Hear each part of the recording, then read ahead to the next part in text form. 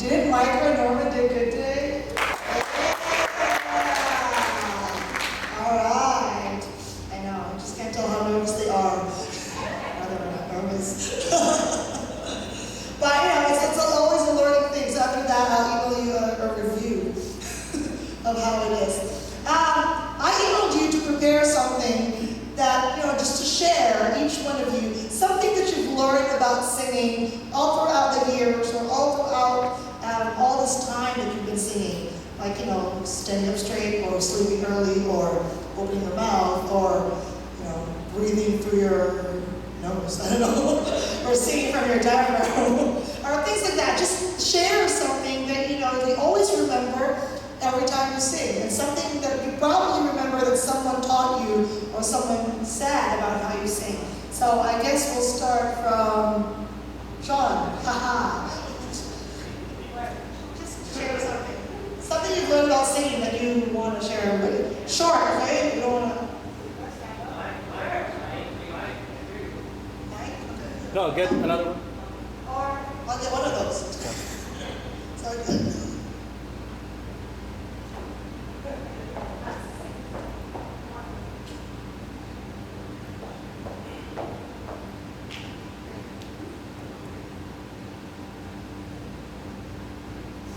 What number? One. One? One? Yep. Is it on? There you go. Test. Okay. I don't even know what I'm supposed to say, but a few techniques. Well, just one. Oh, just one? Okay. I can talk for an hour. One of the main things of singing is breathing control. Because without breathing, your throat is like an instrument. It needs air. So your vocal cords vibrate. And without enough air, you can't project, you can't use your diaphragm correctly for vibrato, for dynamics. So it's important to breathe correctly. So when you breathe, don't breathe with your shoulders like this, because you can't hold that much air. So you breathe with your diaphragm and your stomach. You expand it like that. And you can hold more air, and you can keep talking, and you can keep that power that you need. So that's good way to start. Give a sample. All right, maybe the first 10 people then. Because if it's everybody, it's like, oh, next. Oh, I sing like a lot. Something that I've learned as a singer is when I'm standing there, not to move around or walk too much, because the mics pick up everything, right? So even if you clap, you have to pretend like you're clapping, because it'll pick it up if you're too loud. Yeah, don't do that. You can pretend you're clapping, but don't clap too loud and don't stomp around, because I think that's what I did when I was saying that one time. I was walking around and they were telling me it picks up everything, so that's what I learned. good one, right?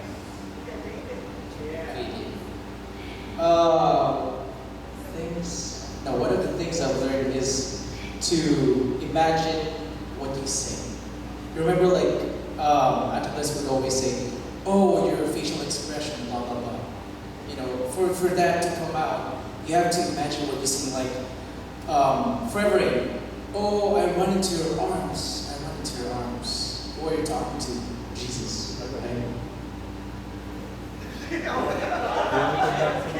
Oh, I run into you. So imagine what you sing, I guess.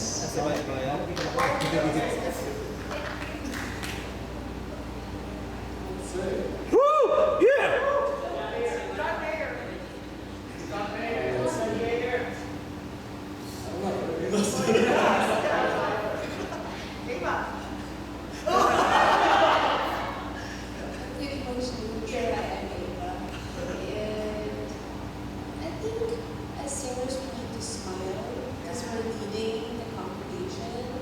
So we need to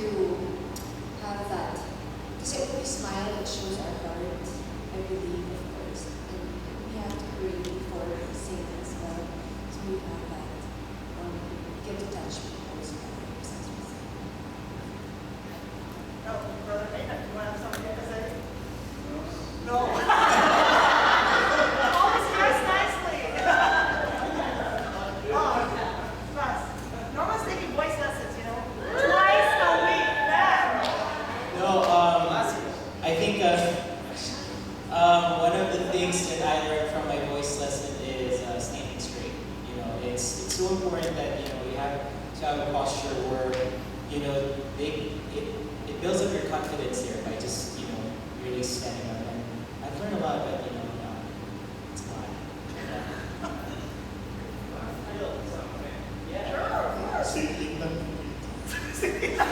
Okay. Well, I think vocalization is important.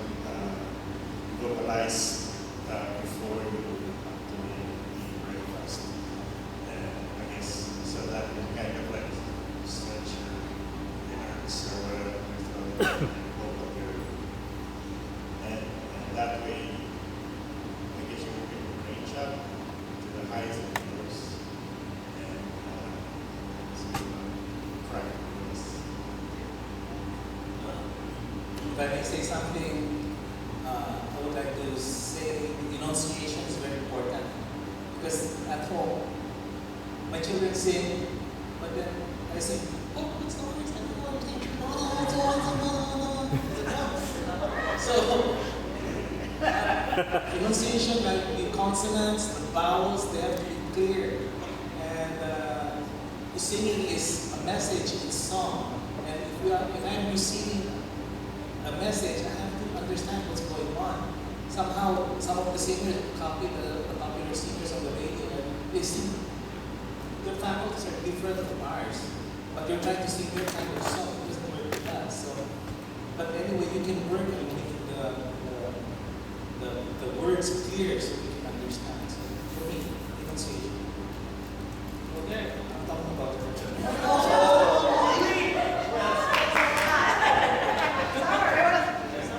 Want to say something about your dad singing? For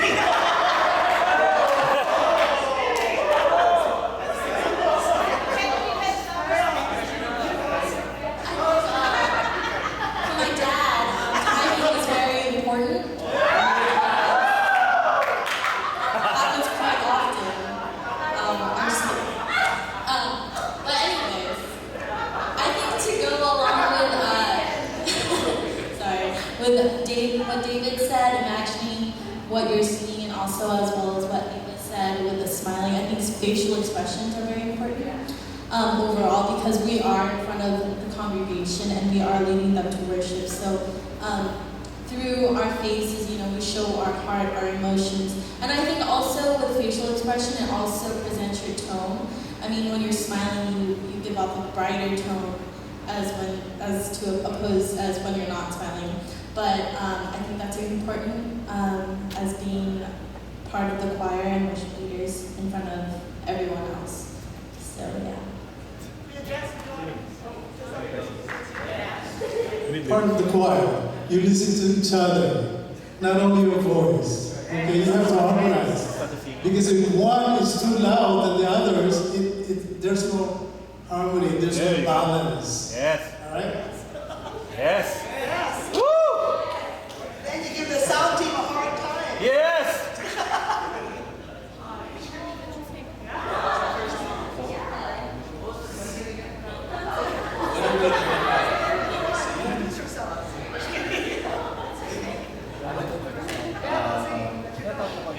Now what I learned being in the worship team is watch the videos before you.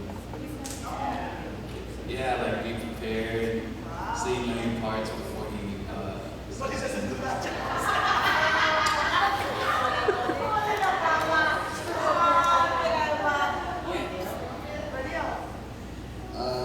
thing I've learned is that ever since I started worship is that if you feel that the Holy Spirit is encouraging you to just like keep singing and like you know how you do like spontaneous worship, and yeah, just like keep singing. The Holy Spirit urges you to do that, then do it, because like that's like that's your way of like expressing how you feel towards whatever you're going to do. So, yeah.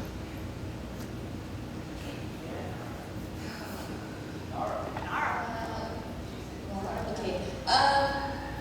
I've learned the importance of like phrasing or like emphasizing certain words over others, and like how you can incorporate that into your breathing.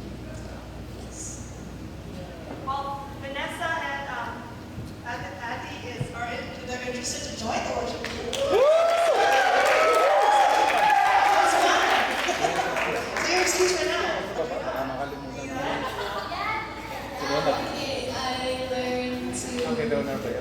open your mouth more when you sing because it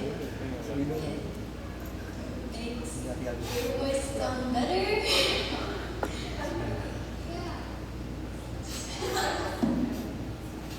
Me first. So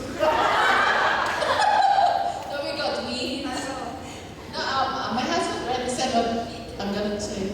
Anyway, I guess you have to project yourself, right? And you have to practice before the, I guess, when you sing the day. That's all. I have to really dress up properly, appropriately.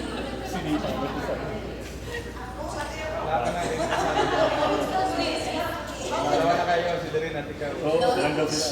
Wala pa She tayo. also said what I need to say. But anyway, I learned that I really won't sing well if I don't study the song before. It's like I wait for your email all the time and I really start from there. Wow! Start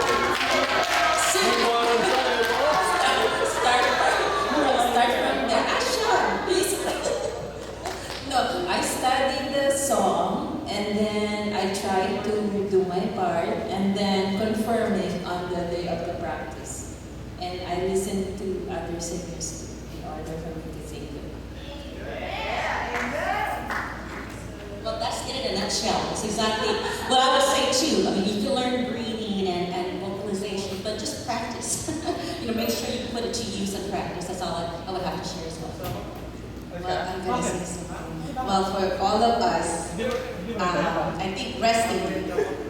Okay, we need to rest from the day of a day before. If you want to go party, you can go party. But what I'm saying is make a commitment when you, like what Pastor said today. If you want to go out and have some, relatives. What I meant by party is partying with relatives, like what we did last night. But show your commitment when you are scheduled to sing. Come here on time, rest your voice, and don't speak so much. And as all of you know, I work every other weekend, so sometimes I'm not here every other weekend. But I'm so glad to change my schedule so much. Yes. Mabuhay! Well, everything has been said already, so I don't have to say anything. Only don't stay out late at night, or especially Saturday night. Sleep early so that you can sleep well. Yeah, young people. I think everybody is, say everything. And what I can say is drink lots of fluids. Don't drink coffee. They say it's not good for your vocal cords.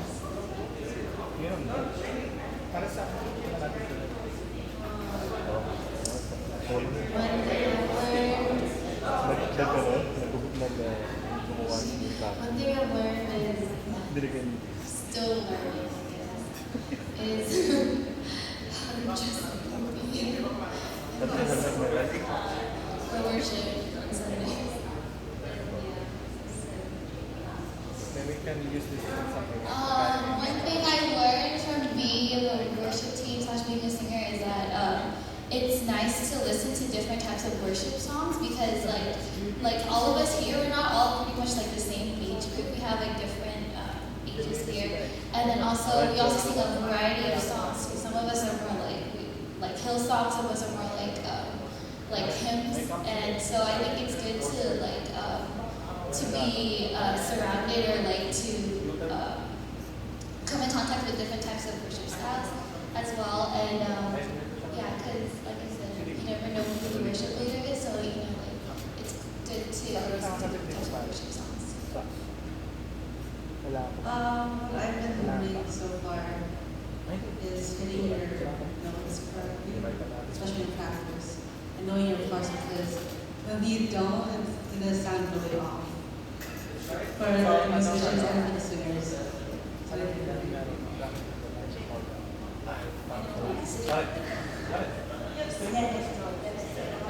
Alis ka na? Yeah. Sige, alis. For me,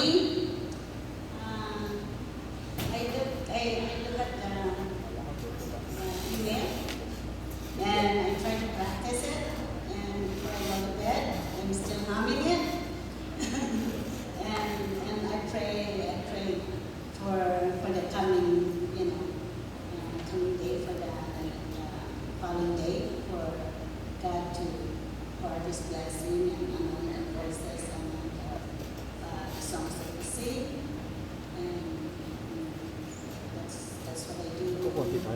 prior to coming over here. Sometimes I just turn on the songs while I'm doing my morning thing, and that's how I prepare myself. All right.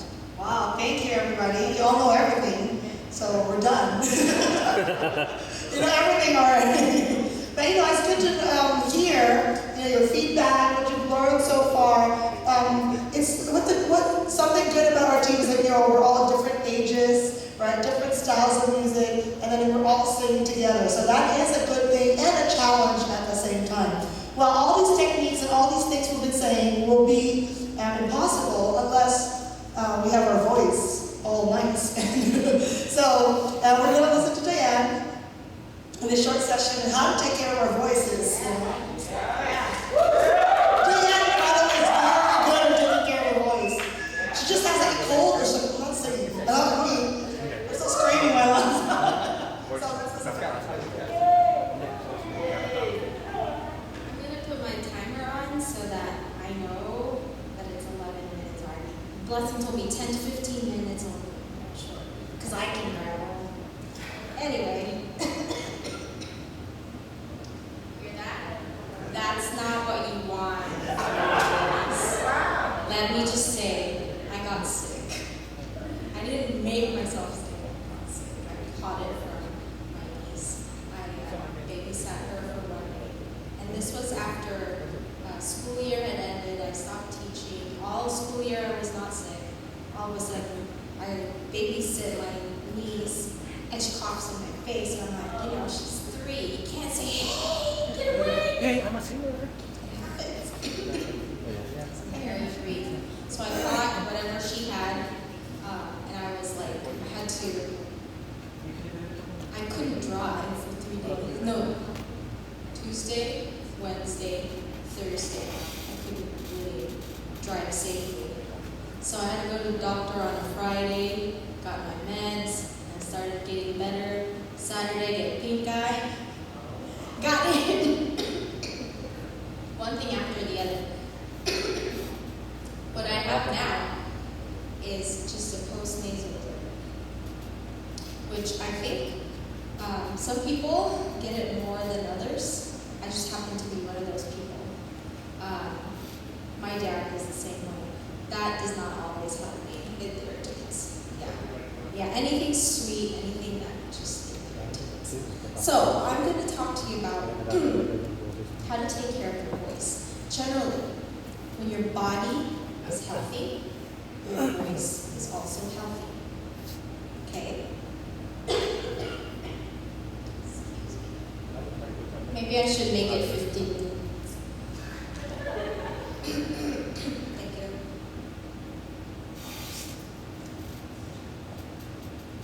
So, when you keep your body healthy and hydrated, of course, that's the most important thing about your throat. Then you can speak well, you can enunciate, you can spell you can sing. And for a singer, that's the best thing you can do for yourself is when you can actually sing. Singers who have this are miserable. This is miserable because I can't sing. Like this morning at 7 o'clock, I text, no, not 7, like 8 o'clock, I text Blessing, I go, I need to rest my voice. So when you're feeling like it's straining, when you feel like your voice is strained, it is strained. It's not just, the weather, it's strained. There's something wrong there. So let's just go through, how do you know when your voice is not healthy?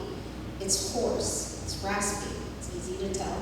You lose your ability to hit high notes.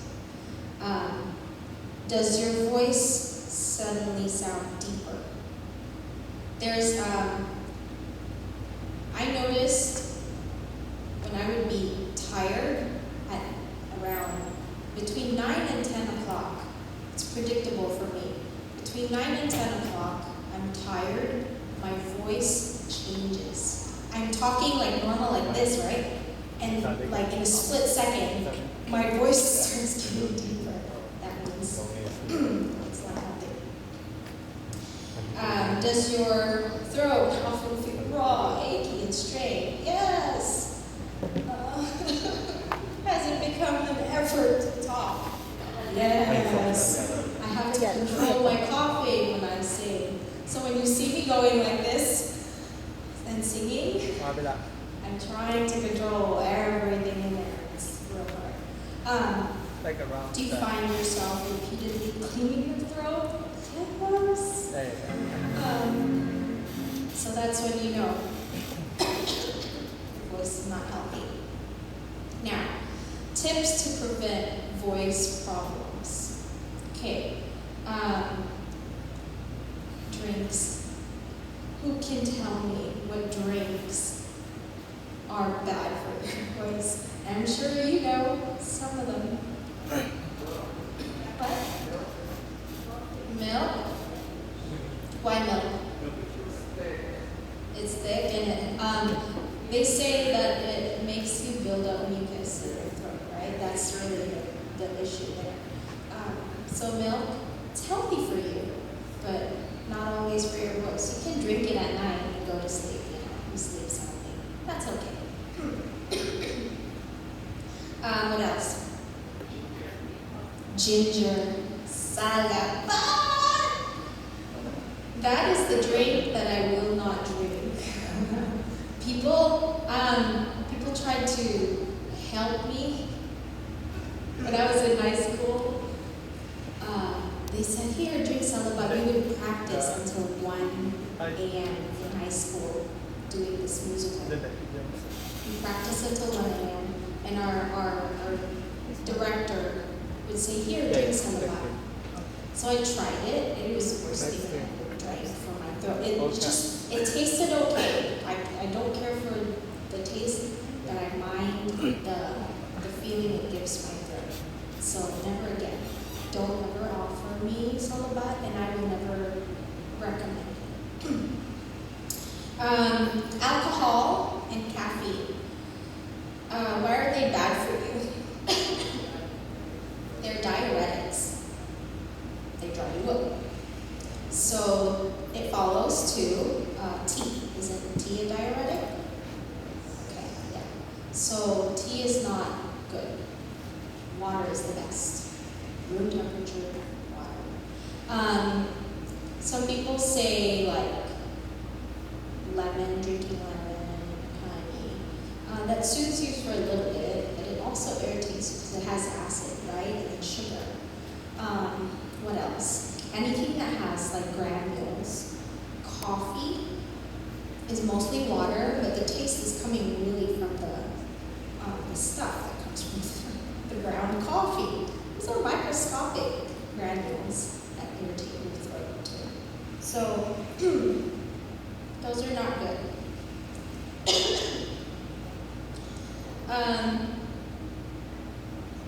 Alcohol irritates the mucous membranes that line the throat. I didn't know that.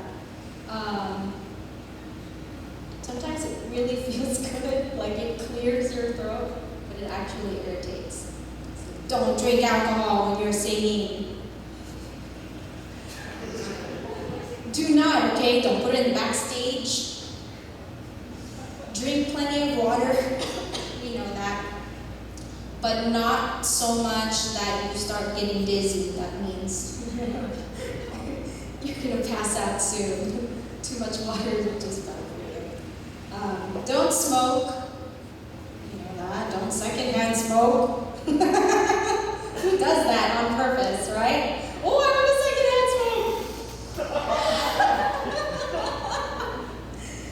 No, thank God we're no smokers, some of us. What else? Practice good breathing techniques when singing or talking. You really have to just be aware of your body. When you're talking, like right now, I have to support so that I'm not coughing all the time. Okay.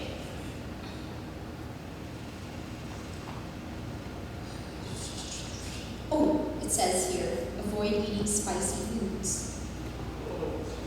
Yeah. Okay.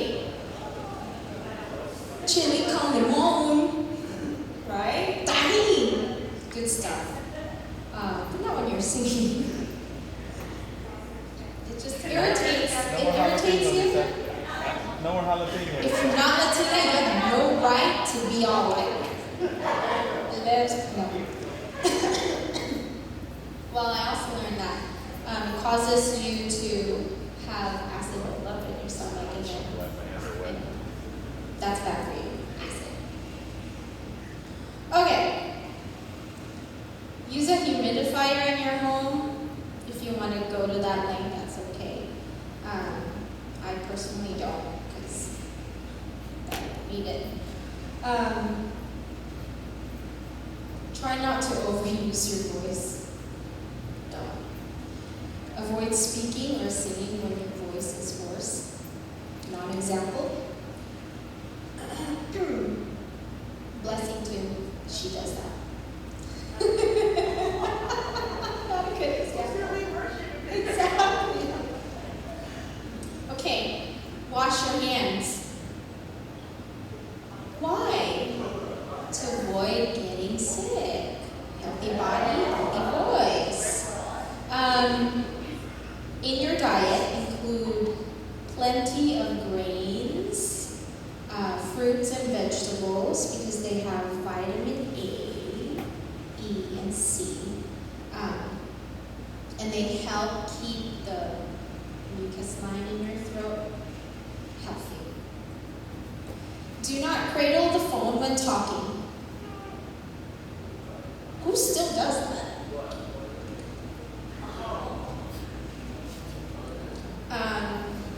It's just the physical, position that you have. It's not okay for your legs. So just hold it, or somebody can hold it for you, or use a Bluetooth. Exercise regularly. Healthy body, healthy voice. You hear that? I'm going to say it over.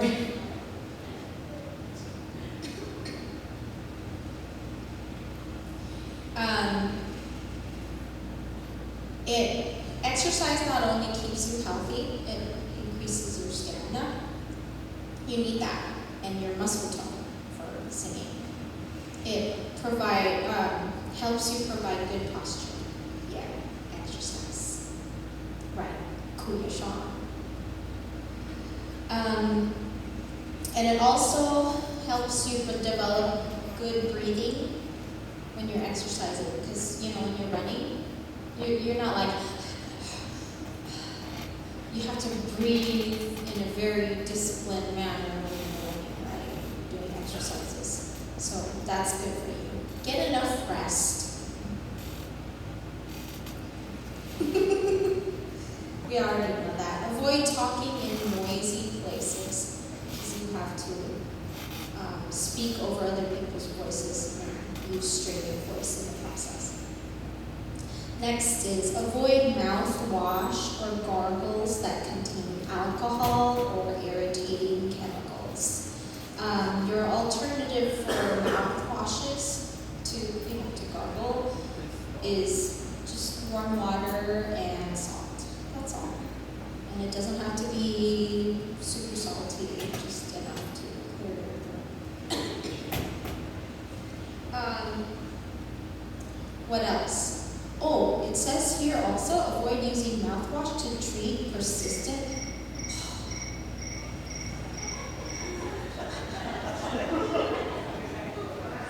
That means 11 minutes. I'll wrap it up soon. Avoid mouthwash to treat bad breath. If you have bad breath, go to your dentist. Dr. Barros is available. There's 2 of them. And many, staff in his dental clinic.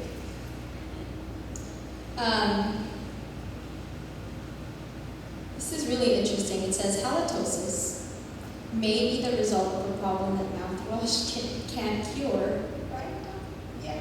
Such as low-grade infections in the nose, sinuses, tonsils, gums, or lungs, as well as gastric reflux, fragile stomach. Okay, 2 more. Consider using a microphone.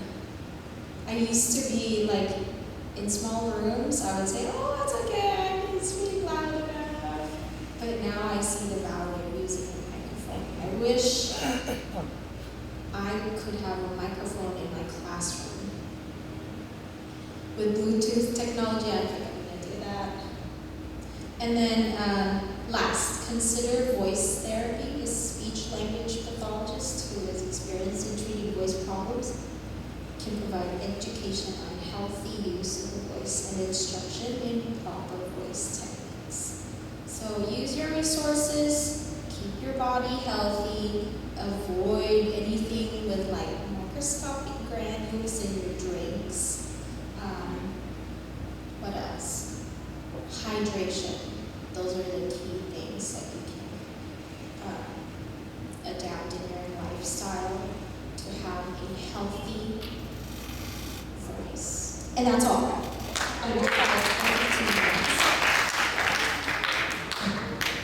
Alright, thank you, Dr. Diane. For people, like Dr. Diane, or like some of you who use their voice as, like your bread and butter, right? Like as teachers or singers, yeah, very important to take care of our voices. So I hope you learned something from there. Alright, I'm going to try to do this session in 30 minutes. And you're going to sing with me, so hopefully you'll be less sleepy. and I'm not giving you notes, because when you're giving notes, you just read it. So you take your own notes, and that will also help you not to be sleepy. So Lindsay is giving away papers. Our section is about vocal style. So what is vocal style? Let's see. If I'm singing a song, I can sing it. When I think about the Lord, how He saved me, how He raised me. It could be. When I think about the Lord, how He saved me, how He raised me. It could be. When I think about the Lord, how He saved me. It could be. When I think about the Lord, how He saved me. Okay, it's the same song, but sang in different ways, right? So that basically is vocal style. Like the way I will sing it will be different from how Lisa will sing it. It's different from how Diane will sing it. It will be different from how all of you will sing it. Okay, but the important thing is why I want to discuss this is we need to be flexible and to know exactly what style we want in a particular song. So style is the palette of colors that we use to express emotion. When style is used at its best, we capture the essence of a song, connect our hearts to what we are singing, and find a full spectrum of colors that will communicate to our congregation. If we sing, "You're all I want," I mean, does it really capture people? It sounds nice, but if you say, "You're all I want," like you have that, then it shows people that God is who we really want. So it's important to learn style. All right. This is from a book called The Worship Vocal Book. I've been reading that since I got it. It's pretty interesting. I've learned a lot from it because, when we take voice lessons, it's always a classical approach, right? That's how we learn. Now, this book is really about a modern worship singer, really based on a worship singing. So it's good to really have that style. And worship singing now is its own style. So it's pretty interesting to do that. According to this author, Tim Carson, there are 2 different types of singers. Okay, one is called the untrained singer. Aww. Okay, so what defines the untrained singer? So an untrained singer performs in a style that fits the music that is being sung in services. So you can sing in style. Okay. These singers, number 2, these singers work in a modern style and sound pretty cool singing worship. So, it's just like us. It sounds pretty good. Number 3, well, their difficulty comes when any stylistic adjustments are required that fall outside of the context of whatever comes naturally to them. So for example, I'm singing in, You're all I want, and I'll tell you, sing it more round. You're all I want, sing it louder. You're all I want. I mean, it's the same thing, right? Yeah, so that, it sounds good, but you're untrained because you can't really control what you're trying to do. It's just like, this is my style, I'm sticking to that style. They are not thinking about style. They are not in control of their style. So their main focus is on sounding nice, singing in tune, and remembering their words. But when they find themselves in a group rehearsal, or working on a solo, or straighten their vibrato, then they can't really do it. Okay? Or they have no ability to make these adjustments. So that's the characteristic of an untrained singer. Okay? The number 2 is the classical or the choral singer. So these are singers who've been at the church for a long time. You know all the hymns. They are probably recovering classically trained singers. Singers with strong choral background who wanted to learn how to sing modern style. So if you're kind of like a little older, then you're just used to singing, "This is my soul," right? Once I ask you to sing, "I will search for you and I," then it's going to be, "I will search for you," because that's your style. I mean, it's more like choral singing, like you're more into anthem singing. So many singers grew up singing hymns and anthems. Yeah, these singers still have great voices, and many of them have amazing hearts that connect to the messages. But their stylistic model is they don't sing good with a band and a mic with like a song. So just think, there's nothing wrong with that, but we're talking about a modern worship singer. That's what we're trying to achieve right now. Okay? So either you're a trained singer or you are a choral, classically trained singer. So if you are at an extreme of these two, then it's kind of hard to do that. Okay? So now, to be able to learn style, it's going to be broken into 4 tools. There you go, tools you're going to call them. So number 1, you can write this down, is diction. Okay. Number 2 is tone color. Number 3 is vibrato. And number 4 is pitch fluctuation.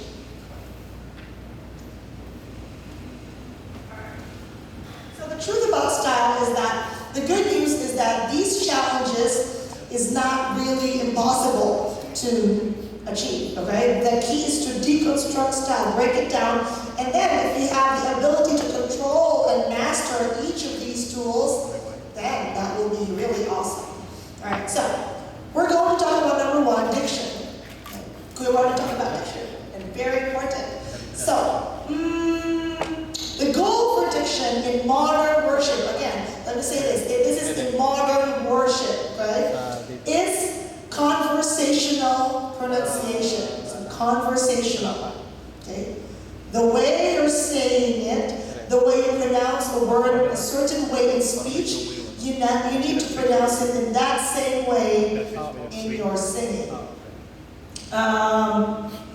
The goal is very different from the classical and choral model for diction. Okay? Now, when we learn classical, like now you're learning classical, Sean learning classical, how do you usually pronounce the words? How do we learn it? Okay, very crisp there. How does your mouth actually go? Yeah, right? Yeah, this, or they're more round. That's why I was saying, I know they're basically taking lessons too. Everything is classical, right? So imagine if she sings, it's good for like arias or Italian opera, right? But classical is more round. So if we do that, amazing grace, right? You have this character of being, round, and it's vertical is like this, right? We do that. So they are recorded do things differently when they sing than when they speak. I mean, you don't say it, amazing grace. I mean, you don't say it that way, right? So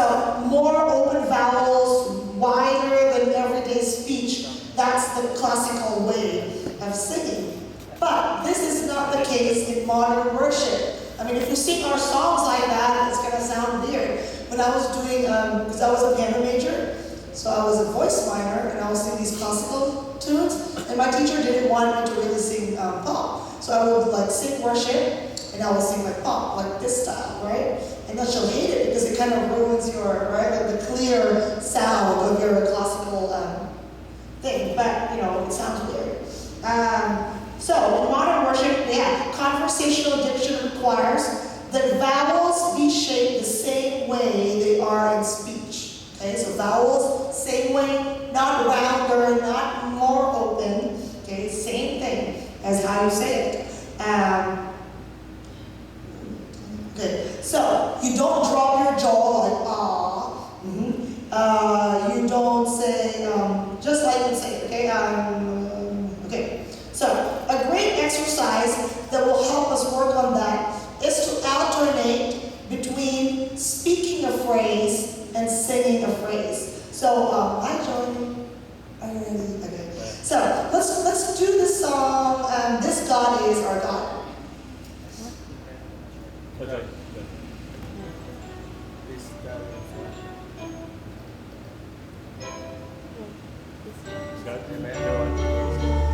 Okay, so let's say this. So who is the God? Ready, everybody go. Who is the God who said to the darkness, let there be light, and there was light? Okay, just that. So imagine how your mouth felt when you said that. Try it again, and now, yeah, imagine how your mouth felt. Ready, it goes. Who is the God who said to the darkness, let there be light, and there was light? Okay, we didn't say light, we didn't say darkness, okay? Yeah, so if we sing it, who is the God? Let's sing it, 2, 3, and.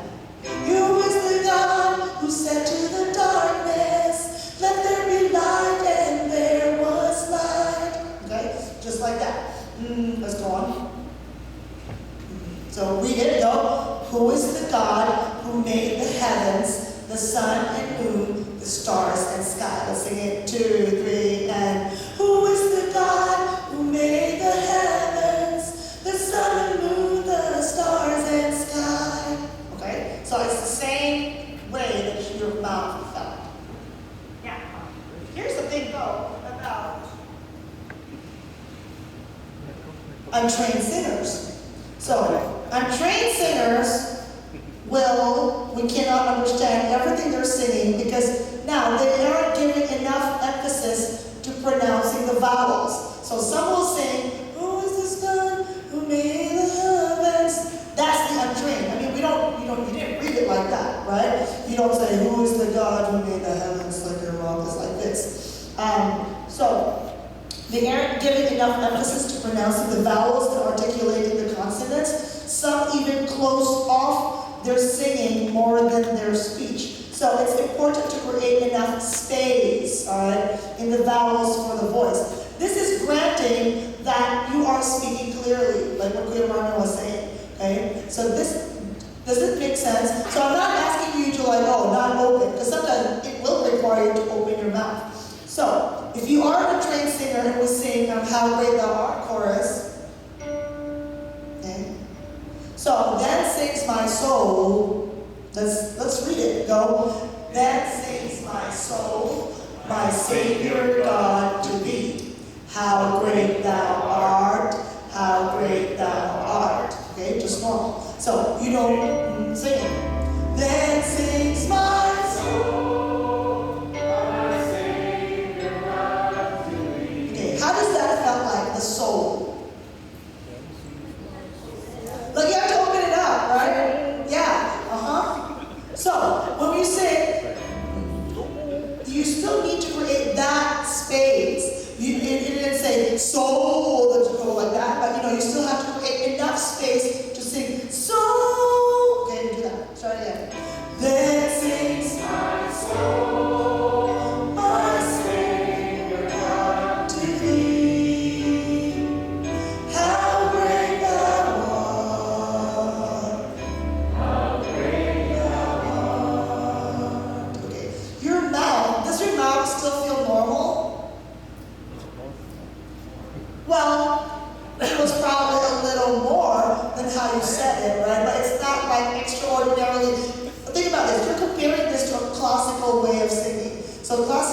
will be much more open than that, right? Yeah. So, okay. So, we're finding a balance between soul and soul. Okay, so worship singing is more like the middle ground of that. You're not classically like that open, but then it's open enough for the vowels to be understood. Is it making any sense to you guys? Okay.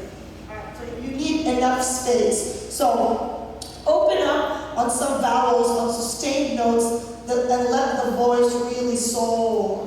Okay, that's the goal that we want for vowels. Open up some vowels on sustained notes. So if it's something conversational, like who is this God? You know, this God is our God. We say it normal, but if they're vowels, like sustained vowels, you still open it. Create enough space for the sustained notes. Okay? Yeah. All right. Next one is tone color. Now, we're still talking about conversational tone. So in the same way as diction, the goal for tone in modern worship is conversational. Okay, so it should still be very close to the way you sound. So for singers who are coming from a classical background, this is a deeper, fuller tone, right? Like, tone is, how do you describe tone? It's like, it's the way it sounds like. It's like the quality of your voice. So, modern worship style requires a slightly elevated larynx, which produces a thinner tone very similar to our speaking voice. Who was saying this? Well, I think someone was mentioning, if you smile, Abel was mentioning, if you smile like this, it creates a thinner tone, right? If you, classical will be more, like this droopy thing. But if you smile, it's a thinner tone that it's more open right here. Let's sing, I'm not ashamed. Okay, let's sing this, not smiling.